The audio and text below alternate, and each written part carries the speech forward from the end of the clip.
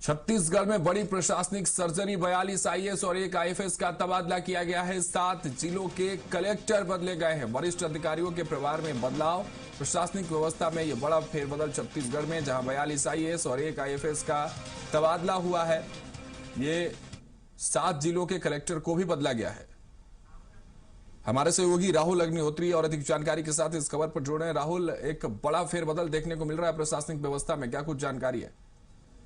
जी, देखा जाए तो बड़ा प्रशासनिक सर्जरी जो है वो राजधानी रायपुर में किया गया और इसकी चर्चा जिस तरीके से चल रही थी, सुशासन तिहार के बीच इस बात की चर्चाएं तेज थी कि जो कलेक्टर्स हैं उनके प्रभार को बदला जाएगा, साथ ही जो सचिव महासचिव हैं उनके भी पदों पर जो परिवर्तन है वो यहाँ पर विष्णुदेव साय सरकार कर सकती है। उसी के तहत देखा जा रहा है कि जो परिवर्तन है वो किया गया है, जिसमें ऋचा शर्मा जो 2094 की आईपीएस अधिकारी है, उन्हें देखा जाए तो जो पहले वन एवं जलवायु परिवर्तन विभाग की मुख्य सचिव थी, उन्हें यहाँ पर जो पंचायत एवं ग्रामीण विकास विभाग है उसका अपर मुख्य सचिव बनाया गया है। साथ में मनोज पिंगवा जो गृह एवं जेल विभाग के जो अपर मुख्य सचिव थे, उन्हें यहाँ पर वन एवं जलवायु परिवर्तन विभाग का पद जो है वो सौंपा गया है अपर मुख्य सचिव के तौर पर। तो इस तरीके से लगातार जो परिवर्तन है वो कई यहाँ पर प्रभारियों के किए गए हैं, जिसमें कई जो बड़े नाम है वो भी शामिल है। जहाँ पर मैं आपको बता दूं कि जिस तरीके से निहारिका बारिक है जो पहले पंचायत एवं ग्रामीण विकास विभाग की प्रमुख सचिव के तौर पर काम कर रही थी, उन्हें यहाँ पर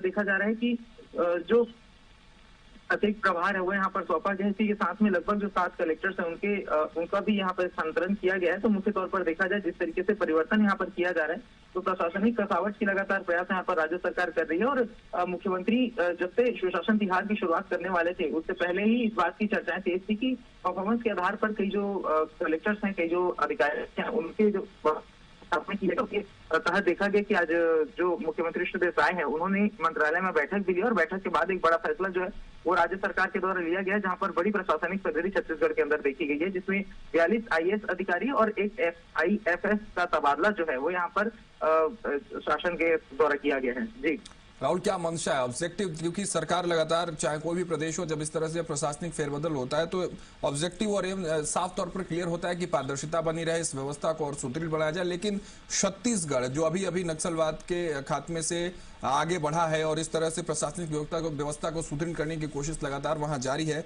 इस बीच जब ऐसी फेरबदल देखने को मिलती है तो फिर मंशा क्या सरकार की इसके पीछे नजर आ रही है?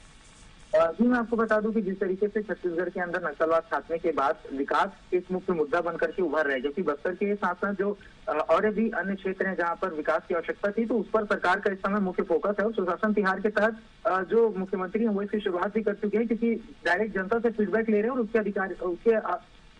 उसके आधार पर ही जो इस तरीके के फैसले वो लिए जा रहे हैं। क्योंकि देखा जाए तो छत्तीसगढ़ में जो इतने प्रशासनिक अधिकारी थे उन्हें छत्तीसगढ़ सरकार जो है उनके अनुभवों के आधार पर, उनके कार्यक्षमता के आधार पर जो पदस्थापना है वो यहाँ पर राज्य सरकार के द्वारा किया गया। मुख्य तौर पर इस पर जो आज मुख्यमंत्री ने बैठक ली है उसकी काफी महत्वपूर्ण, इस पूरे फैसले के पीछे उस बैठक का काफी महत्वपूर्ण भूमिका हो सकता है, क्योंकि चर्चाएं बात को लेकर के लंबे समय से चल रही थी कि जो सुशासन तिहार होगा उसके बाद में जो परफॉर्मेंस के बेस पर जो तबादले हैं वो किए जाएंगे।